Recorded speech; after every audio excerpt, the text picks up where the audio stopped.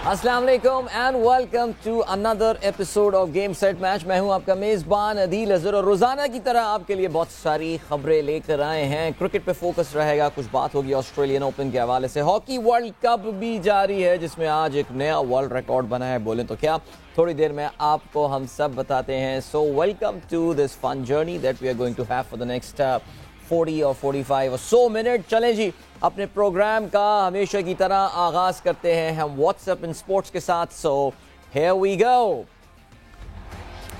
जैसे जैसे वक्त करीब आ रहा है PSL 8 का जिक्र बढ़ता जा रहा है। वैसे कुछ लोग कुछ परेशान हैं, काफी टाइम हो गया PSL 8 का शेड्यूल अभी तक सामने नहीं आ रहा है, लेकिन the good news is that PSL 8 का शेड्यूल कल रिलीज हो रहा है। कुछ तफसीलात समा एक्सक्लूसिवली सामने लेकर आया है।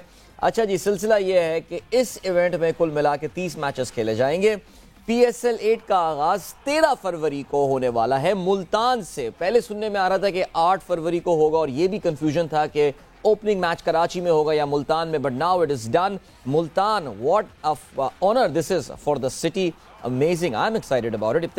इब्तदाई तौर पर 4 डबल हेडर्स खेले जाएंगे 13 फरवरी से 25 फरवरी तक मुल्तान और कराची 5-5 इनके होम मैचेस खेले जाएंगे। ग्रुप मरहले में सबसे ज्यादा मैचेस जिस शहर को मिले हैं वो है रावलपिंडी, जो कि 11 मैचेस की मेजबानी करने वाला है। PSL 8 का पहला मैच 13 फरवरी को Lahore Qalandars, the defending champion, और मुल्तान सुल्तान के दरमियान खेला जाएगा। कराची के वेन्यू पर जो पहला मैच होगा वो कराची किंग्स और पेशावर ज़ल्मी के दरमियान शेड्यूल है। इवेंट का फाइनल 19 मार्च को लाहौर में खेला जाएगा। Excitement increasing. चलें जी, बात करते हैं under 19 women cricket world cup के हवाले से। And as we speak right now, Pakistan की जो लड़कियों की अंडर 19 टीम है उनका मुकाबला जिम्बाब्वे के साथ हो रहा है। याद रहे जी, पाकिस्तान ने अब तक जो 2 मैचेस खेले हैं उस पर रवांडा के खिलाफ हमने कामयाबी हासिल की, तमाम इंग्लैंड के खिलाफ हमें नाकामी का सामना करना पड़ा था। अगले राउंड में पहुंचने के लिए पाकिस्तान के लिए ये मैच जीतना बहुत ज़रूरी है। जिम्बाब्वे की अंडर 19 विमेन टीम ने 6.3 ओवर्स होने पर जो लेटेस्ट सिचुएशन है 31 रन बनाए हैं और उनका एक खिलाड़ी आउट हुआ है। ऑलराइट जी, सऊदी अरेबिया की बात करते हैं। सऊदी अरेबिया आलमी खेलों का एक नया मरकज बनता जा रहा है। रियाद में होने वाले नुमाइशी मैच में आज क्रिस्टियानो रोनाल्डो और लियोनेल मेसी एक दूसरे के आमने सामने होंगे। हम काफ़ी अरसे से इस मैच का, पिछले तकरीबन इस हफ्ते हम पूरा इस मैच का जिक्र करते रहे हैं। फ्रांसीसी club Paris Saint-Germain, Paris Saint-Germain और सऊदी ऑल स्टार 11 के दरमियान मैच पाकिस्तानी वक्त के मुताबिक रात 9 बजे रियाद में शुरू होगा। क्रिस्टियानो रोनाल्डो की क़यादत में ये सऊदी ऑल स्टार 11 में अल नसर और अल हिलाल, जो कि सऊदी अरब के 2 सबसे मकबूल क्लब हैं, उसके खिलाड़ी शामिल होंगे। ये नुमाइशी मैच रियाद में किंग फहद फुटबॉल स्टेडियम में खेला जाएगा। मैच की तमाम टिकटें फरोख्त हो चुकी हैं और सबसे महंगा टिकट 1 करोड़ सऊदी रियाल में फरोख्त हुआ है। Would you imagine? Oh my God. अच्छा जी, गोल्डन टिकट होल्डर दोनों टीमों के ड्रेसिंग रूम में जा सकता है, जबकि फातेह टीम के साथ वो जश्न में भी शामिल होगा। 1 करोड़ सऊदी रियाल। अब आप तो ज़रा कन्वर्ट कर लें हमारी करेंसी में, तो हर वक्त चेंज होता रहता है इसलिए ज़रा मुश्किल है, बट 60 करोड़ के आसपास की हम बात कर रहे हैं। चलें जी, आगे बढ़ते हैं। ऑस्ट्रेलियन ओपन के हवाले से बात करते हैं। साल का पहला grand slam Australian open Melbourne में जारी है, जिसमें वर्ल्ड नंबर 3 स्टेफानोस सित्सिपास ने ऑस्ट्रेलियन हरीफ को स्ट्रेट सेट में हरा दिया। इसके अलावा आलमी नंबर 7 डेनियल मेडवेडेव ने ऑस्ट्रेलिया के जॉन मिलमन को आउट क्लास किया। आप जानते हैं मेडवेडेव का वैसे ताल्लुक रूस से है, लेकिन रूस पर जो पाबंदियां लगी हुई हैं इसकी वजह से वो रूस के फ्लैग में के अंडर नहीं खेल सकते, तो वो एक इंडिपेंडेंट प्लेयर की हैसियत से मेडवेडेव इस टूर्नामेंट में शिरकत कर रहे हैं। इसके अलावा विमेन सिंगल में साबिक चैंपियन विक्टोरिया एजारांका कामयाब हुई हैं और कोको गॉफ ने, जो American teenage sensation Coco Gauff ने एमिल राडिकानो को शिकस्त दी है। और बड़ा दिलचस्प मैच इन दोनों के दरमियान। ये 2 टीनेजर्स हैं जिनको फ्यूचर ऑफ विमेन टेनिस कहा जाता है। तमाम ऑस्ट्रेलियन ओपन में कोको गॉफ जो कि मैच जीतने में कामयाब हुई। जाते जाते ज़रा हॉकी वर्ल्ड कप की भी आपको अपडेट देते चलें। उड़ीसा इंडिया में हॉकी वर्ल्ड कप जारी है और जिक्र करना आज इसलिए ज़रूरी है बिकॉज एक नया वर्ल्ड रिकॉर्ड बना है। नेदरलैंड्स का मुकाबला था चिली के साथ, अब से थोड़ी देर पहले यह मैच खत्म हुआ है और नेदरलैंड्स ने चिली को 14-0 से शिकस्त दी है। ये हॉकी वर्ल्ड कप में अब तक की सबसे बड़ी फतह है। इससे पहले ऑस्ट्रेलिया ने साउथ अफ्रीका को 2010 में 12-0 से शिकस्त दी थी। नेदरलैंड्स स्कोर 2 मोर गोल्स और यहाँ पे रिकॉर्ड उन्होंने अपने नाम किया। They have almost book their place. अगले राउंड के लिए नेदरलैंड्स ने ऑलमोस्ट क्या बल्कि 3 मैचेस खेले, तीनों जीतने में वो कामयाब हुए। इस टूर्नामेंट की सबसे स्ट्रॉन्ग टीम दिख रही है। दूसरी जानिब एक मिनी अपसेट हुआ है। मलेशिया की टीम ने न्यूजीलैंड को आज दोपहर में होने वाले पहले मैच में 2 के मुकाबले में 3 गोलों से शिकस्त दी है।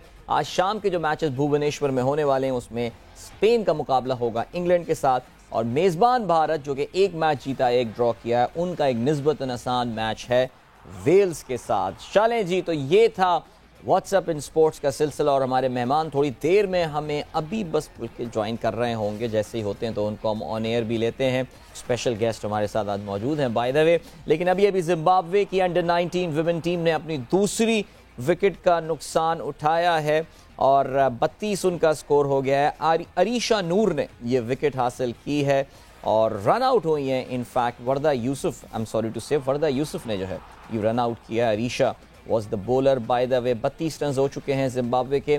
थोड़ी देर पहले हम आपको बता रहे थे कि पाकिस्तान की विमेन टीम को अगले राउंड में पहुंचने के लिए इस मैच को जीतना पड़ेगा। अगर हम हार भी जाते हैं तो फिर नेट रन रेट पे गेम आएगी बिकॉज ये बात याद रहे कि जिम्बाब्वे की विमेन टीम जो है they had an upset defeat against Rwanda. तो ये हो गई बात। इसके अलावा कल इंडिया और न्यूजीलैंड के दरमियान भी एक बहुत ही एक्साइटिंग ओडीआई मैच खेला गया।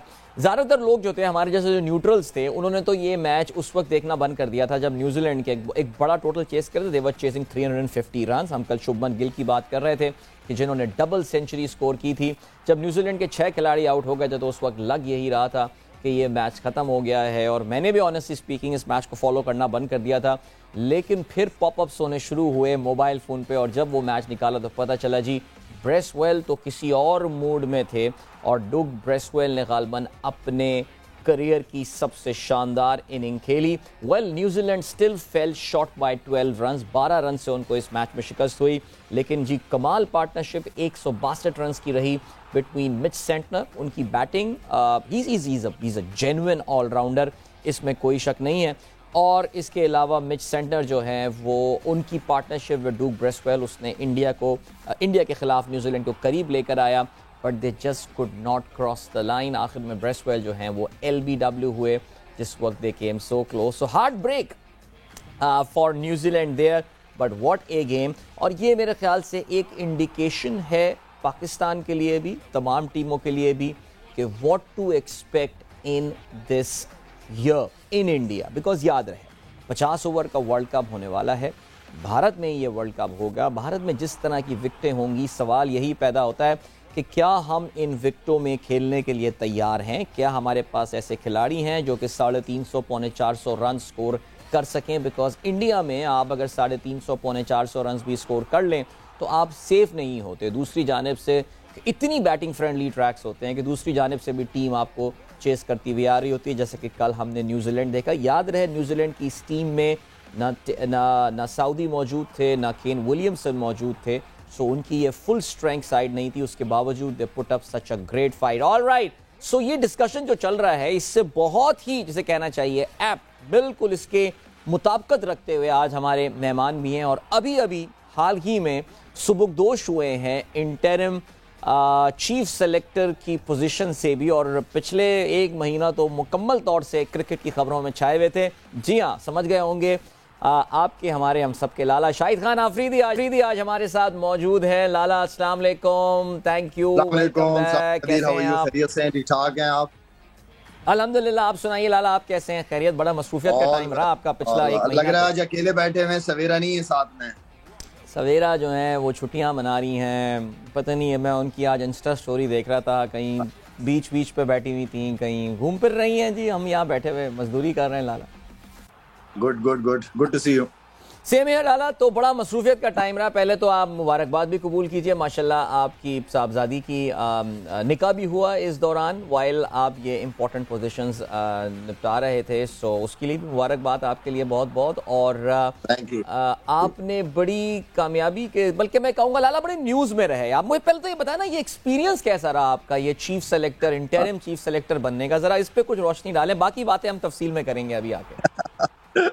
आदिल, मजा आया। मजा इसलिए आया क्योंकि काम बहुत सारे थे, जिस तरह आपने बेटी की मुबारकबाद भी दी, वो भी चीजें चल रही थी, मेहमान आगे पीछे, फिर एंड देन इतनी बड़ी जिम्मेदारी एक साथ, तो काम बहुत सारी चीजें थी। फाउंडेशन भी चल रही थी, कल ही वापस आया हूँ, सिंध गया हुआ था, तो कंटिन्यू शेड्यूल जो मेरा कैलेंडर था वो काफी बिजी था। लेकिन यह है कि जो लोग काम करना चाहते हैं, जो काम मतलब पसंद करते हैं, काम करते हुए अपने आप को देखना चाहते हैं, तो फिर वो चीजें आती रहती हैं, चैलेंजेस आते रहते हैं, लेकिन मजा आता है चैलेंजेस को फेस करना।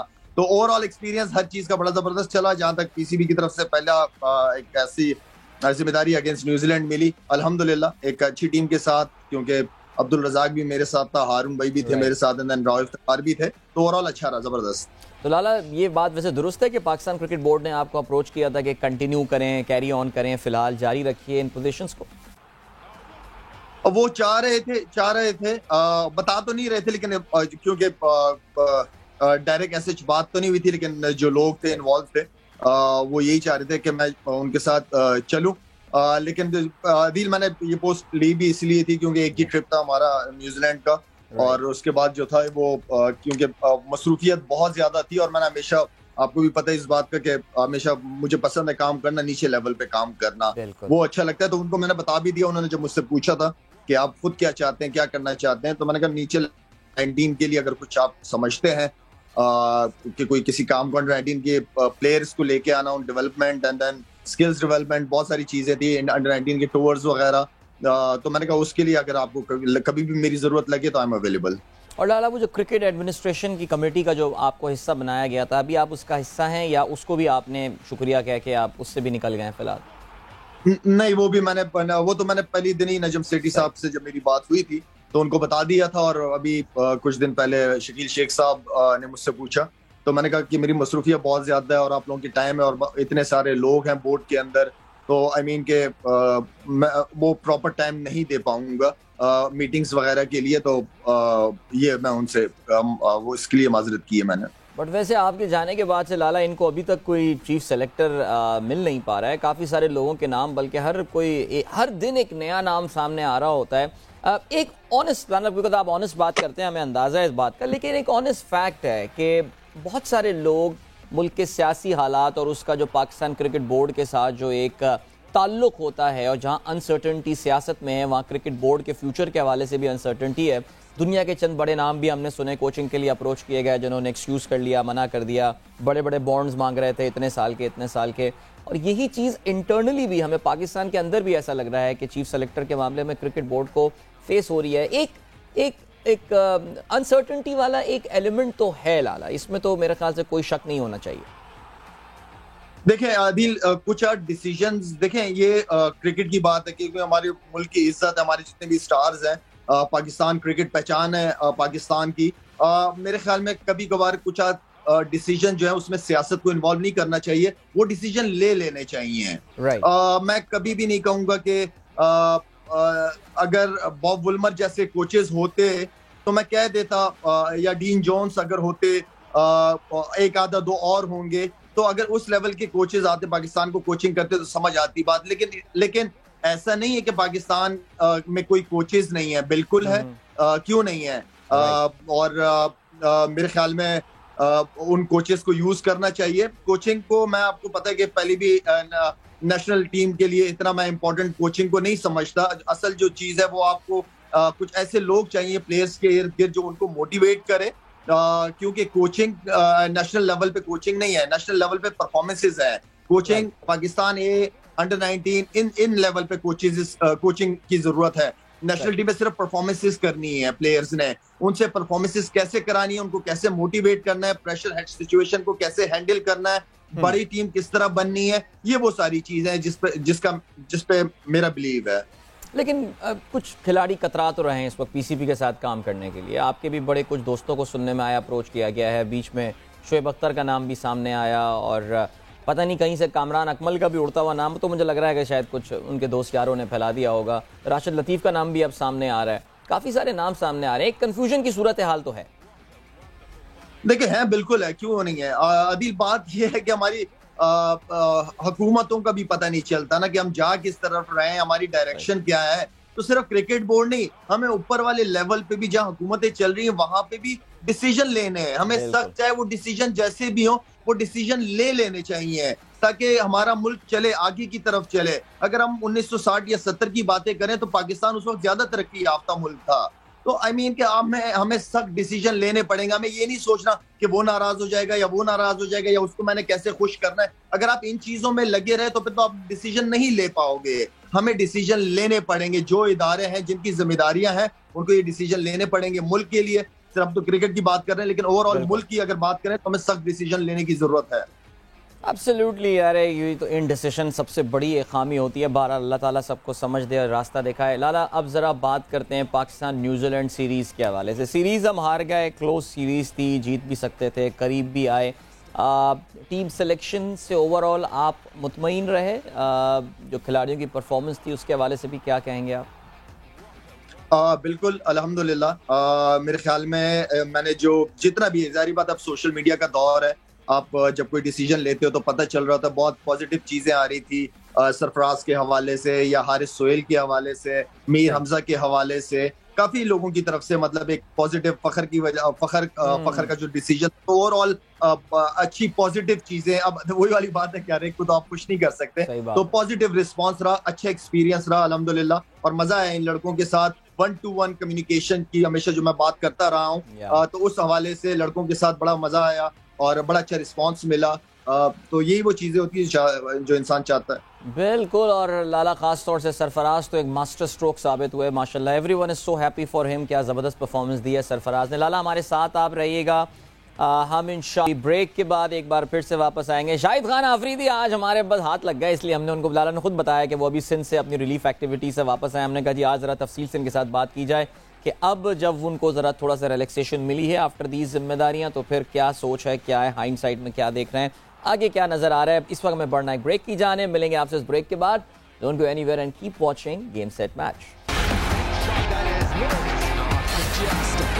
Welcome back to game set match. Your host Adeel is here with you और आज हमारे साथ मौजूद हैं शाहिद खान आफरीदी, जिनके बारे में ऑफ कोर्स हम सब जानते हैं कि interim chief selector, head of selection committee के पोजीशन से अभी हाल ही में वो सुबुकदोश हुए हैं और आज हमारे साथ बातचीत कर रहे हैं।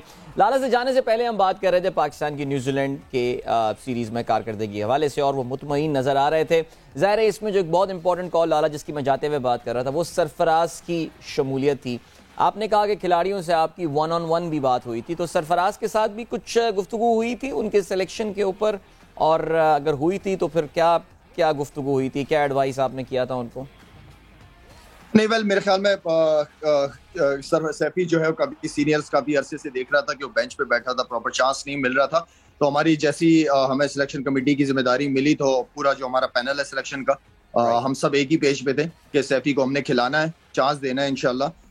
तो बात होती थी मैचेस पे। जब मुझे पता है कि उनकी कल बैटिंग पे जा रहे हैं तो उससे पहले मेरी हर प्लेयर के साथ इंडिविजुअल बात होती थी, उनको सपोर्ट करता था, बैक करता था और उनको उनकी जिम्मेदारी का एहसास दिलाता था। बाकी जितने भी प्लेयर्स थे, जो नए प्लेयर्स थे, उनको कॉन्फिडेंस देता था। तो एज ए सिलेक्शन कमेटी मुझे ऐसा लग रहा है कि साथ में कोचिंग भी कर रहा हूँ, तो अच्छा है। मेरे ख्याल में एक सीनियर प्लेयर को और एज अ चीफ सेलेक्टर आप जिम्मेदारियां बहुत ज्यादा होती हैं और आप लड़कों को कॉन्फिडेंस देते हैं। मैं समझता हूँ कि हम बड़ों का ये रोल होना चाहिए और आगे भी होना चाहिए इस चीज को। जो भी आए इस जगह पे सिलेक्शन कमेटी का 1-to-1 प्लेयर्स के साथ कम्युनिकेशन जो है वो बहुत इंपॉर्टेंट है, जो मुझे नजर नहीं आई थी पास्ट में। और जो भी प्लान हो सिलेक्शन कमेटी के, वो प्लेयर्स के साथ अगर किसी को खिलाना है वो भी बताना चाहिए वजह, और जब ड्रॉप करना है तो वो वजह भी बतानी चाहिए। तो अल्हम्दुलिल्लाह मैंने अगर किसी को ड्रॉप भी किया, सरफराज को भी अगर वनडे से ड्रॉप भी किया तो उसको वजह भी बताई है और जो प्लेयर खेले उनको भी बताया है। That's amazing। लाला, एक सरफराज के हवाले से एक आखिरी सवाल और पूछूंगा मैं। एक जो फीलिंग डेवलप हुई है वो ये हुई थी कि सरफराज एक एक माइंडसेट है, ग्रुप है जो सरफराज को टीम से अलग रखना चाह रहा है। हमने रमीज राजा को इन पब्लिक ये कहते हुए सुना है कि जी सरफराज का करियर अब खत्म हो गया है, we need to move on, हमें आगे बढ़ने की ज़रूरत है और ये सारी बातें। बल्कि अभी रिसेंटली मैं देख रहा था, मेरे ट्विटर टाइमलाइन पे एक नमूदार हो गया था क्लिप जिसमें वो एक स्पोर्ट्स जर्नलिस्ट के साथ बात करते हुए वो काफ़ी गुस्से में आ गए जब उनसे पूछा गया था कि भाई आपने तो सरफराज का करियर ख़त्म करने का ऐलान कर दिया था कि ख़त्म हो गया है तकरीबन, और वहाँ पे जाके वो रन्स पे रन स्कोर किया जा रहा है, उसने कम बैक 100 और 2 50s जो है वो स्कोर किए हैं। तो लाला कोई रेजिस्टेंस आपको महसूस हुई थी जब आप सरफराज को टीम में ला रहे थे कि नहीं, या टीम में किसी इंपॉर्टेंट बंदे ने बोला हो कि नहीं अब रहने दें, या फिर इट वाज वेरी सिंपल, आप टीम में लेकर आए and Sarfaraz was there? Oh I think we have lost touch with. बहरहाल वो बड़ा इंटरेस्टिंग क्लिप है, अगर आप लोग ट्विटर पे सर्च करें, मुझे मौका मिला तो मैं भी इसको रीट्वीट कर दूंगा। और आज सुबह मेरी नज़र से गुजरा, एक स्पोर्ट्स जर्नलिस्ट हैं जिनके अपने यूट्यूब चैनल के लिए रमीज़ राजा बात कर रहे थे, और रमीज़ से जब ये सवाल पूछा गया कि सरफराज के बारे में, तो फिर जी लाला हमारे साथ वापस आ गए हैं। लाला, मैं सरफराज के हवाले से बात कर रहा था कि एक मुझे नहीं पता आपने कितना मेरा सवाल सुना, लेकिन रमीज़ बीच में अभी एक कल परसों एक यूट्यूबर से बात करते हुए गुस्से में आ गए थे काफ़ी जब सरफराज का वहाँ पे जिक्र किया गया था, बल्कि उन्होंने कहा था नेक्स्ट क्वेश्चन कोई और सवाल पूछे मुझसे। सो कोई आपको कोई रेजिस्टेंस, कोई रुकावट तो फील नहीं हुई थी सरफराज को टीम में वापस लाने के लिए? नहीं, ऐसा कभी ना मैं किसी का प्रेशर लेता हूँ, ना मैं कोई ऐसा काम करता हूँ, ना ऐसी कोई जिम्मेदारी लेता हूँ कि जो मैं कर ना सकूं और मुझे प्रेशराइज किया जाए। ऐसी जॉब मैं पसंद नहीं करता, कभी भी नहीं लूंगा। इसलिए कि जब आप किसी को जिम्मेदारी देते हो तो फिर आपकी इन्वॉल्वमेंट नहीं होनी चाहिए, आपको इतना ट्रस्ट होना चाहिए किसी पे कि वो आपको रिजल्ट निकाल के दे सके। तो आई मीन के मेरे पे ऐसा कभी भी किसी भी चीज का प्रेशर नहीं रहा। ज़बरदस्त। लाला, आप बात करते हैं ज़रा बाबर आजम के हवाले से। नेचुरली आप जब तमाम खिलाड़ियों से आपने बात की होगी, I am pretty sure Babar के साथ भी आपने काफ़ी टाइम स्पेंड किया होगा, और आपने मीडिया से भी बात करते हुए नेशनल स्टेडियम में ये बात बोली थी कि बाबर को हमें एज अ कैप्टन भी ग्रूम करना है और उसको मैच्योर करना है। लाला, बाबर की कप्तानी इस वक्त ज़ाहिर है एक प्रेशर में है, और मेरे ख्याल से अब ये कोई सीक्रेट बात नहीं है कि पाकिस्तान क्रिकेट बोर्ड के कुछ पावरफुल सर्कल्स जो हैं वो बाबर से कम एक या दो फॉर्मेट में कप्तानी लेकर किसी और को देना चाहते हैं। पहला सवाल जो मैं बाबर के बारे में पूछूंगा वो ये कि आपका क्या पर्सपेक्टिव है इस हवाले से? क्या हमने ओवरलोड कर दिया है बाबर को? क्या वो अच्छा डिसीजन नहीं ले पा रहा है, स्पेशली टेस्ट में जिस तरह की हमने कप्तानी देखी? आपसे इस पे कोई इनपुट लिया गया? अगर लिया गया तो फिर आपका क्या कहना था? देखिए, बाबर जो है वो तकरीबन 2.5-3 साल से पाकिस्तान टीम को लीड कर रहा है माशाल्लाह। एज ए इंडिविजुअल परफॉर्मर बहुत जबरदस्त है, टीम को भी लेके चला है वो। और मैं समझता हूँ कि जो भी डिसीजन होते हैं ये जल्दी में ना लिया करें, डिसीजंस थोड़ा सा टाइम ले लिया करें। और टाइम था भी बोर्ड के बाद, जैसे वाइस कप्तान का अनाउंस करना, थोड़ा सा टाइम था, बीच में न्यूजीलैंड के बाद गैप था, फिर पीएसएल आ रहा था, तो वो सारी चीजें जो आपकी मैनेजमेंट के हवाले से चीजें हैं उनको आप बेहतर करते। अभी इस डिसीजन का लेना या उनके क्या फ्यूचर प्लान थे, जो भी फ्यूचर प्लान होते हैं उनको निकाला नहीं जाता, सामने आती हैं चीजें, फिर वो नेगेटिव एक इंप्रेशन पड़ता है। तो जो भी डिसीजन है वो आपके पास काफी टाइम था, जल्दी करने की जरूरत नहीं थी आपके पास। और देखें, बाबर जो है वो, मैं समझता हूं कि हमारी कोशिश यही थी कि बाबर को ऐसे कॉम्बिनेशन दें हम साथ में कि जिससे वो अच्छे और बड़े डिसीजन ले सके। और एक जो आप, क्योंकि अदील आपने जब वर्ल्ड नंबर 1 नंबर 2 बनने की कोशिश कर रहे होते हैं, अच्छा परफॉर्म करने की कोशिश करते हैं, तो आपको कुछ अपनी चीजें आउट ऑफ भी जाके सोचनी होती है, करनी होती है। मैं कभी भी रिजल्ट जो है वो कोई इशू नहीं है, हार जीत होती है जब आप खेलते हो, लेकिन हारने से डरना नहीं चाहिए।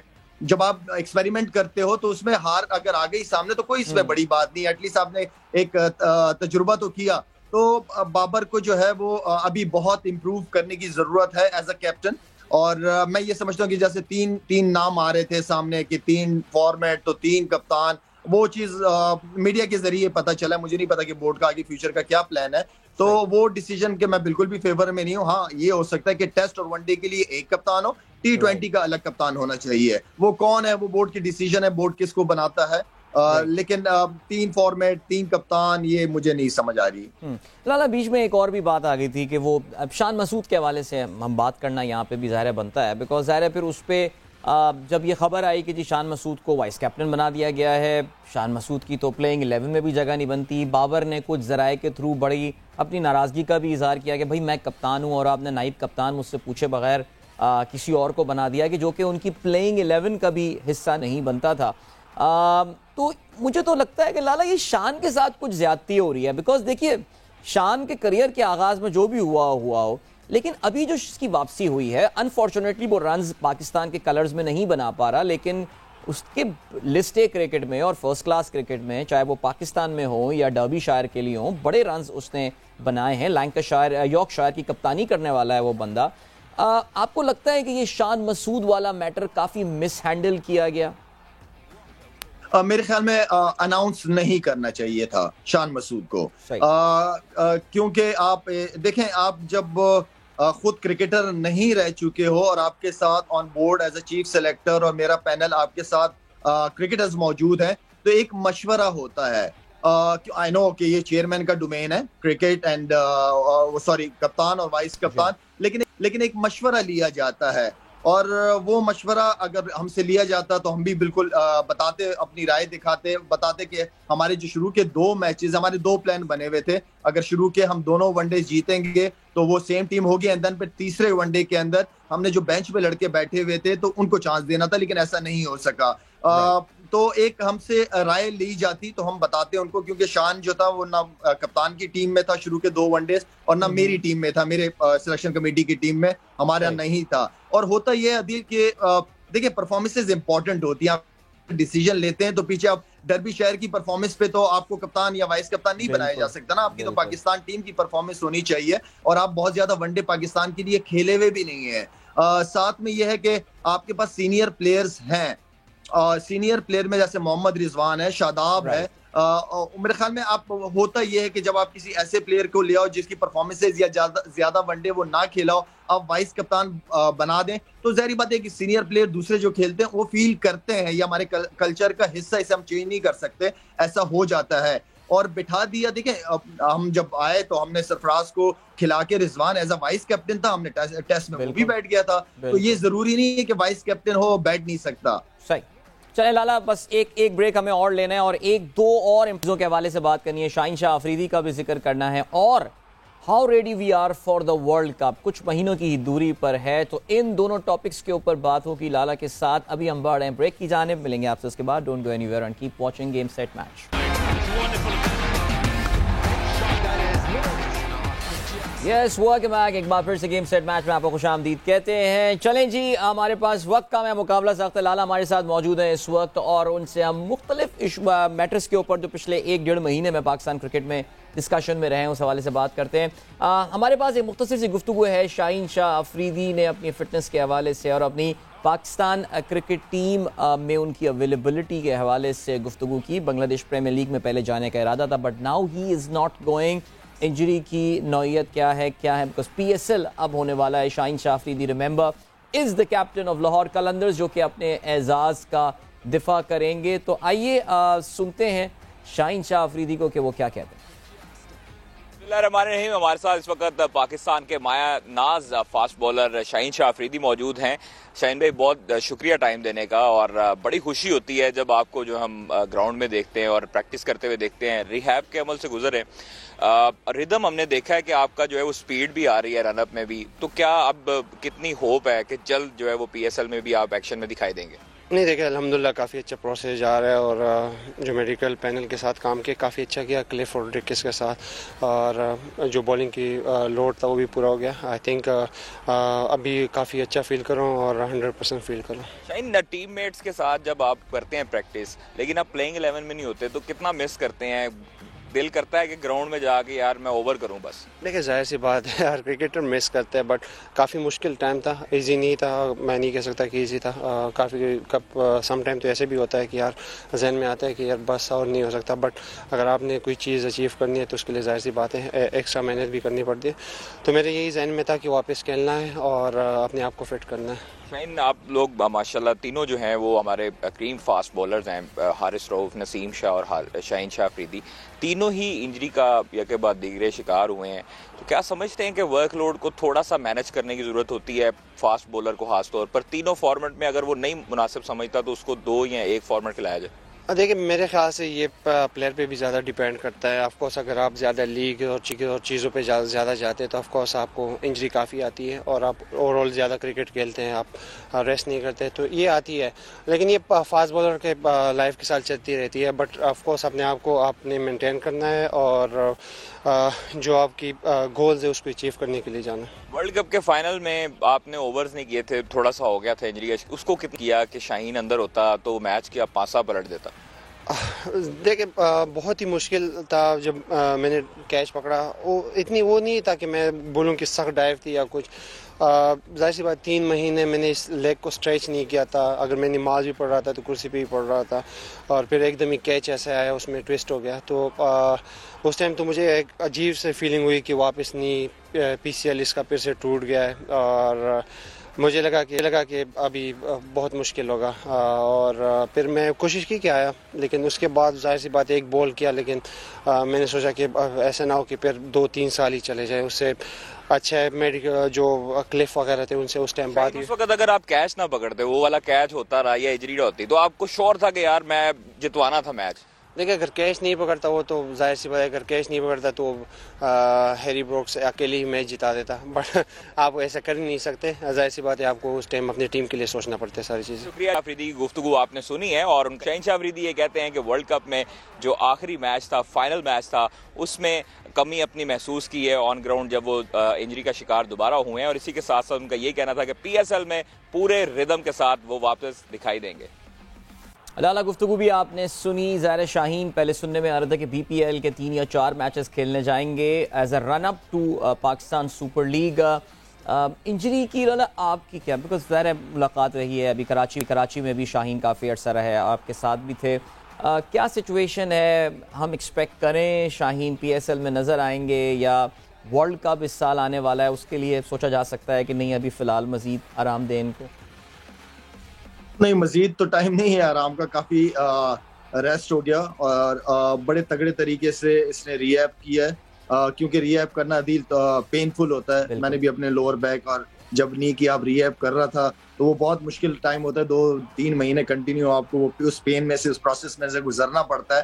तो जरूरत है इस वक्त हमारी माशाल्लाह से बॉलिंग स्ट्रेंथ बहुत अच्छी है। साथ में जब शाहीन वापस टीम में आएगा तो हमारा कॉम्बिनेशन और ज्यादा स्ट्रांग, हमारी बॉलिंग स्ट्रेंथ और ज्यादा बढ़ जाएगी इंशाल्लाह। मेरे ख्याल में हम जब इजाजत दे रहे थे BPL की इसको, एंड देन फिर उससे पहले क्योंकि चीफ सेलेक्टर मैंने डॉक्टर्स के साथ, ट्रेनर्स के साथ मीटिंग की है और इस हवाले से तो डॉक्टर ने कहा कि थोड़ा सा टाइम और लेने दें इनको। फिट है लेकिन हम चाह रहे हैं कि थोड़ा सा जो डाइव वगैरह है वो प्रॉपर मार सके। खैर मैं तो उसमें नहीं था कि दोबारा से ये डाइव मारना शुरू कर दे, लेकिन ये था कि इंशाल्लाह वापस जल्दी आएगा। Great, thank you so much for your time, बहुत शुक्रिया। इंशाल्लाह जल्दी मुलाकात फिर होगी और कोशिश होगी कि आपको स्टूडियो में भी बुलाया जाए। आप सबका भी बहुत शुक्रिया। आई होप आप लोगों ने हमारी आज की गुफ्तगू को एंजॉय किया होगा। बड़ी मुफस्सिल तफसील के साथ बातचीत रही लाला के साथ। एक सवाल मेरा रह गया था जो इंशाल्लाह उनसे अगली बार पूछेंगे, लेकिन खैर एनीवे आपसे होगी मेरी मुलाकात कल एक बार फिर गेम सेट मैच में। अपना ख्याल रखिएगा। Till then goodbye, God bless and अल्लाह हाफिज।